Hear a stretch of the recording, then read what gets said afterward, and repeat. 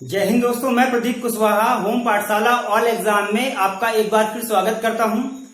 आज के इस वीडियो में हम ऐसे वर्डों को पढ़ेंगे जिन्होंने आपने कभी ना कभी सुना होगा और उनमें हमेशा कंफ्यूज या असमंजस उस शब्दों में आपका बना रहा होगा, है ना। जैसे सिंगुलर सब्जेक्ट क्या होते हैं, प्लूरल सब्जेक्ट क्या होते हैं, आपने कभी सब्जेक्टिव सुना होगा, सब्जेक्टिव क्या होते हैं, ऑब्जेक्टिव क्या होते हैं, है ना, किसी वर्ड का रिफ्लेक्सिव क्या होता है, पजेसिव क्या होता है। इन सभी वर्डों के बारे में आज हम पढ़ेंगे। तो इसके लिए सबसे पहले एक शुरुआत करते हैं एक साधारण से सेंटेंस की, जिसमें सब्जेक्ट होता है, एक वर्ब होता है और एक ऑब्जेक्ट होता है। तो देखते हैं इसमें हम, ये एक सेंटेंस है, Ram Yeats a mango. Ram आम खाता है, ठीक है। राम एक आम खाता है। अच्छा, राम एक आम खाता है ना। ऐसा बोलना चाहिए कि राम आम खाते हैं, है ना। लेकिन ये कलयुगी राम है, वो अयोध्या वाले राम तो सरयू नदी में कब से समाधि ले चुके हैं, अब वो नहीं है। चलिए तो शुरुआत करते हैं। ये सब्जेक्ट राम है, ईट्स क्या है, ये वर्ब है, मैंगो क्या है, ऑब्जेक्ट है। देखिए तो इसमें राम एक पर्सन की बात हो रही है, इसलिए सिंगुलर सब्जेक्ट है ना। राम आम खाता है, यदि दो होते, Ram and Mohan eat mango, है ना, फिर हम बोल सकते थे कि राम और श्याम आम खाते हैं, तब हो सकता है। लेकिन इसमें अभी सिंगुलर है तो राम है, और यदि राम एंड श्याम या फिर राम एंड मोहन जब दो सब्जेक्ट इकट्ठा हो जाते हैं तो प्लूरल सब्जेक्ट हो जाएंगे, है ना। प्लूरल सब्जेक्ट और भी कई होते हैं, है ना, जैसे भी हम आगे पढ़ेंगे। इसके बाद देखते हैं सिंगुलर सब्जेक्ट जैसे ही, सी, इट या फिर कोई नाम जैसे रमेश, मोहन आदि, ये सभी सिंगुलर सब्जेक्ट होते हैं, अर्थात इन्हें एक वचन कर्ता भी कहते हैं। इनसे एक ही का बोध होता है, यदि सिंगुलर सब्जेक्ट है तो उससे एक ही का बोध होता है, नाम से ही पता चल रहा है। अच्छा, इसमें हमेशा जो वर्ब होती है वो इज, वॉज, हैज, हैड, ये सब होती है ना। सहायक क्रिया या हेल्पिंग वर्ब ये यूज होती है। दूसरा है प्लूरल सब्जेक्ट क्या होते हैं। तो प्लूरल सब्जेक्ट मतलब जिनमें एक से अधिक सब्जेक्ट हो वैसे, है ना। लेकिन इसमें हम देखेंगे कि प्लूरल सब्जेक्ट को मतलब कौन कौन से शब्द इसमें शामिल हैं। तो यू भी है, वी है, दे है ना। कोई दो नाम जैसे राम एंड मोहन, जैसे भी हमने एग्जांपल दिया था ऊपर।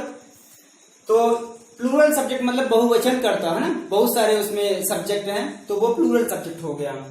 इसमें हमेशा जो वर्ब होती है वो आर, वर, हैव, हैड, ये हेल्पिंग वर्ब के रूप में यूज होता है। हेल्पिंग वर्ब है, वर्ब नहीं, हेल्पिंग वर्ब। इसके बाद थोड़ा सा हम और आगे बात करेंगे, तो उसके पहले थोड़ी सी मैं छोटी सी चर्चा करूंगा नाउन के बारे में, है ना। नाउन आपने कभी पढ़ा होगा बचपन से। Noun is the name of any person, place और थिंग। किसी व्यक्ति, वस्तु या स्थान के नाम को संज्ञा कहते हैं, ऐसी परिभाषा हमने पढ़ा था, वही इसमें भी हमने लिख दिया है हिंदी में। किसी व्यक्ति, प्राणी, स्थान या वस्तु के नाम को संज्ञा कहते हैं, है ना। एग्जाम्पल के लिए हम देख सकते हैं मोहन, लॉयन। अच्छा, मोहन क्या व्यक्ति हो गया, लॉयन क्या है, कोई प्राणी या जानवर है, लॉयन शेर।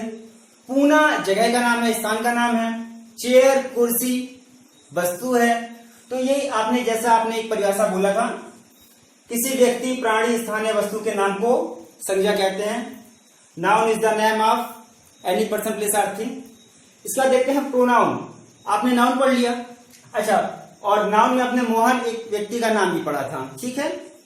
दूसरा है प्रोनाउन क्या होता है। तो प्रोनाउन क्या है, pronoun is a word used in a place of a noun, मतलब नाउन के स्थान पर आने वाले शब्द या नाउन के स्थान में प्रयुक्त होने वाले शब्द क्या कहलाएंगे, प्रोनाउन कहलाएंगे। जैसे यदि एग्जांपल के लिए देखा जाए, आई एम अ बॉय, मैं एक लड़का हूं, है ना। इसमें जो बता रहा है कि मैं एक लड़का हूं, अपना नाम नहीं बता रहा है ना। मान लीजिए कोई मोहन नाम का एक लड़का है, वो ये नहीं बोल रहा है कि मोहन एक लड़का है, वो क्या बोल रहा है, आई एम अ बॉय, मैं एक लड़का हूं। तो जो ये आई है यही क्या है, प्रोनाउन है। इसके बाद यू आर हियर, आप यहां हैं, है ना, आप यहां हैं, इसमें नाम नहीं लिखा गया है, तो ये यू भी क्या है, ये प्रोनाउन है। अब हम बात करते हैं आगे जो प्रोनाउन है। तो जो प्रोनाउन के जो पार्ट हैंगे उन्हीं को सब्जेक्टिव, ऑब्जेक्टिव, पजेसिव और रिफ्लेक्सिव के रूप में बांटा गया है। तो हम देख लेते हैं सबसे पहले, इसके बाद फिर हिंदी में पढ़ेंगे। पहले केवल इनके वर्ड पढ़ लेते हैं। तो सब्जेक्टिव में क्या क्या आता है? सब्जेक्टिव में आई है, वी है, यू है, ही है, सी है, इट, दे, ऑन, है ना। मैं, हम, तुम, वह पुरुष के लिए, ही स्त्री के लिए, ही मतलब बॉय के लिए, सी मतलब गर्ल्स के लिए, इट, दे, वन। इसका ऑब्जेक्टिव फॉर्म है इसके me, us, you, him, her, it, them, one. इसके बाद मी मतलब मुझे, अस मतलब हमें, यू मतलब तुम, हिम उसे, हर उसे, इट वह, इट ये इसका है, देम उन्हें, ऑन फिर से, है ना। जो कोई एक किसी एक व्यक्ति की बात हो रही, कोई भी हो सकता है, वन मतलब कोई भी, कोई एक। इसके बाद है possessive, my, mine, our, ours, your, yours, his, his, her, hers, its, its, their, their, ones. Reflexive है ना। रिफ्लेक्सिव हिंदी में रिफ्लेक्सिव को निजवाचक बोलते हैं, है ना। इसमें देखिए माई सेल्फ लिखा हुआ है, our self, your self, your self, him self, her self, it self, them self और वन सेल्फ।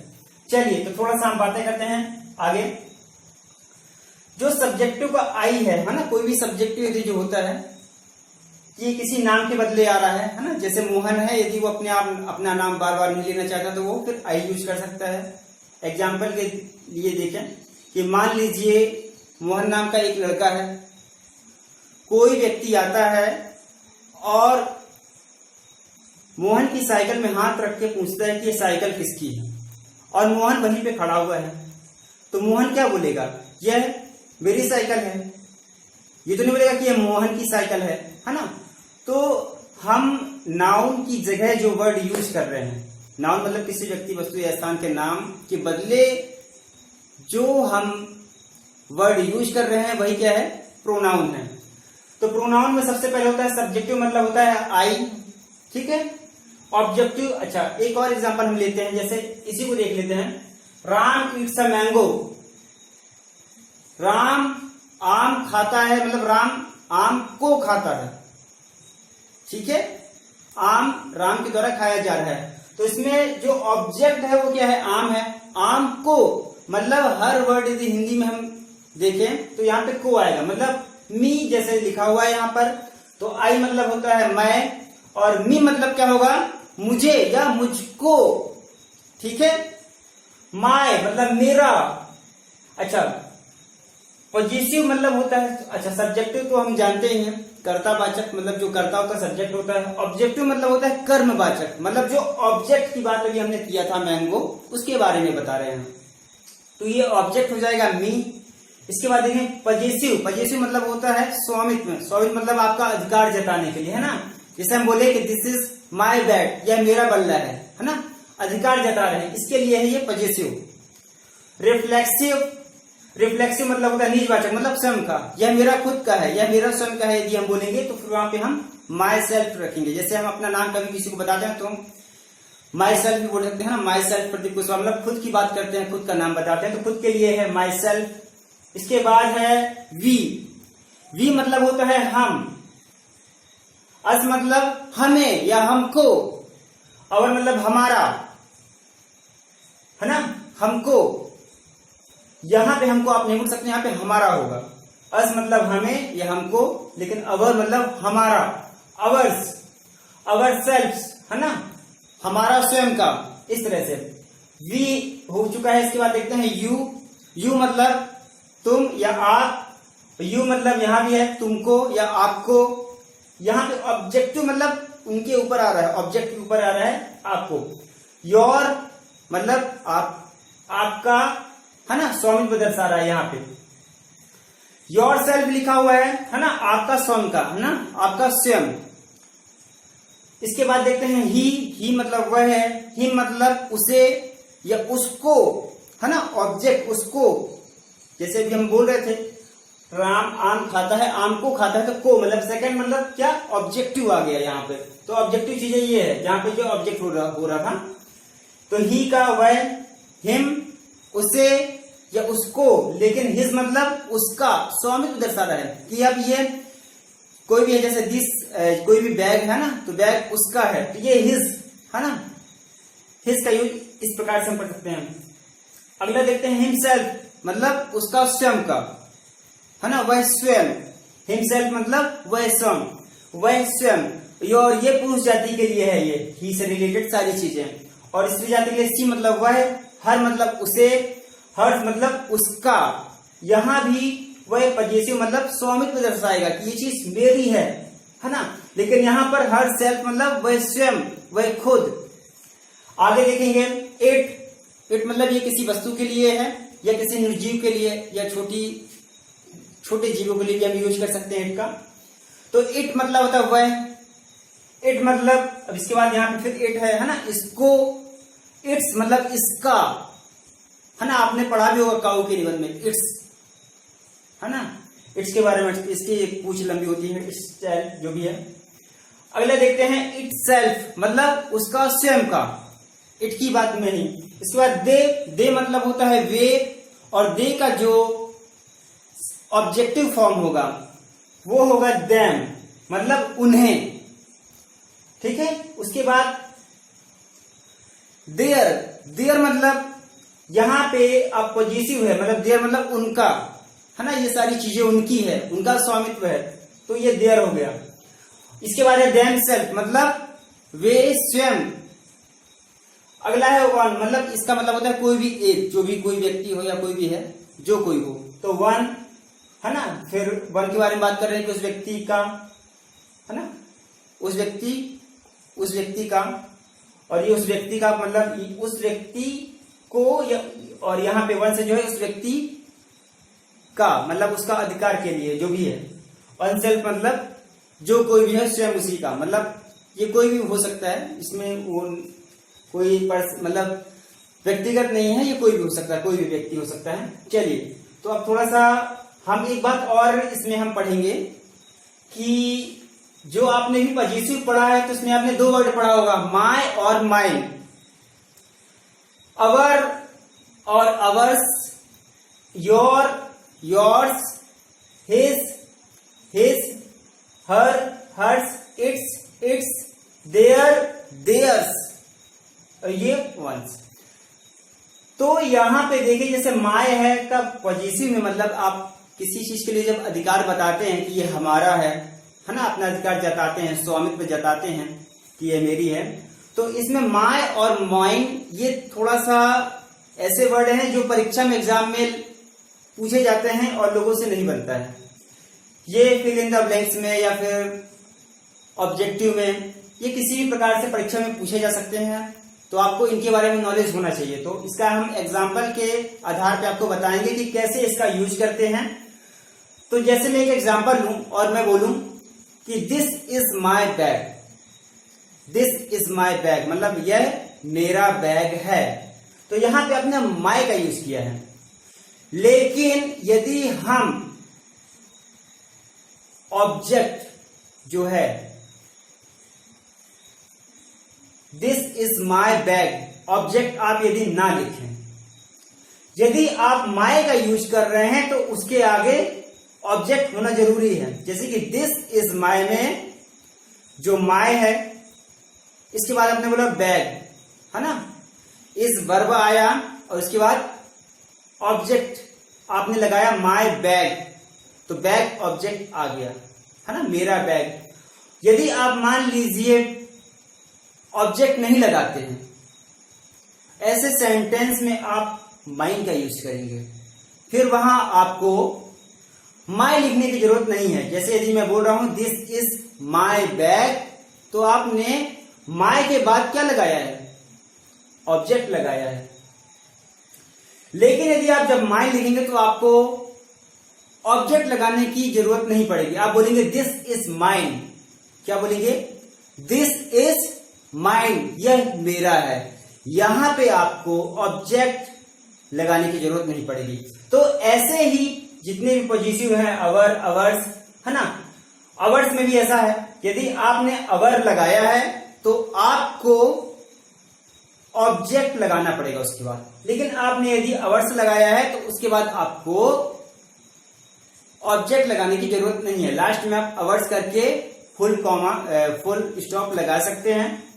योर का भी इसी प्रकार है, यदि आपने योर लगाया है तो उसके बाद आपको, है ना, जैसे कि हम बोले दिस इज योर पेन, यह आपका पेन है। लेकिन बस हम इतना बोल दें कि दिस इज योर्स, यह आपका, यह आपका है, बस इतना ही, है ना। इसी प्रकार ये हिज का भी है ना, दोनों प्रकार के हैं। हर है, हर्ष है, इट है, इट्स है, इट्स है ना। इसमें थोड़ा सा कॉमन रहते हैं दोनों में, इसमें कॉमन है इट्स, इसमें इट्स जो हैगा वो दोनों में है। यदि आप ऑब्जेक्ट लगा रहे हैं तो भी, ऑब्जेक्ट लगा रहे हैं तो भी, और नहीं लगा रहे हैं तो भी इसमें इट्स का यूज हो रहा है। चलिए, तो ये थोड़ी सी, अच्छा आगे और देख लेते हैं। एक और है दे का देम, सॉरी दे का वे, और ये उसका सेकेंड जो है ऑब्जेक्टिव फॉर्म, और ये पजेसिव फॉर्म, और ये आपका रिफ्लेक्सिव फॉर्म। अच्छा, रिफ्लेक्सिव आपको थोड़ा सा फिर से बता देते हैं। रिफ्लेक्सिव का मतलब होता है कोई चीज स्वयं की हो, निजी हो, है ना। तो इससे हमको पता चलता है कि रिफ्लेक्सिव क्या है, स्वयं के बारे में बात कर रहा है कोई, है ना। जैसे माई सेल्फ है, स्वयं है।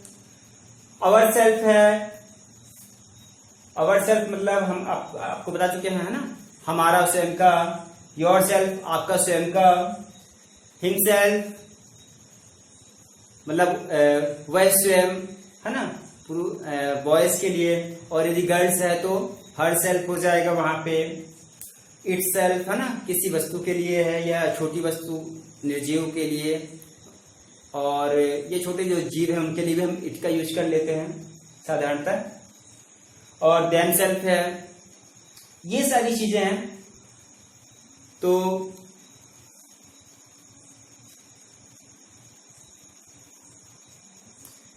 अगले वीडियो के साथ हम फिर हाजिर होंगे। आपने हमारा वीडियो देखा, अपना अमूल्य समय देकर, इसके लिए धन्यवाद। थैंक्स।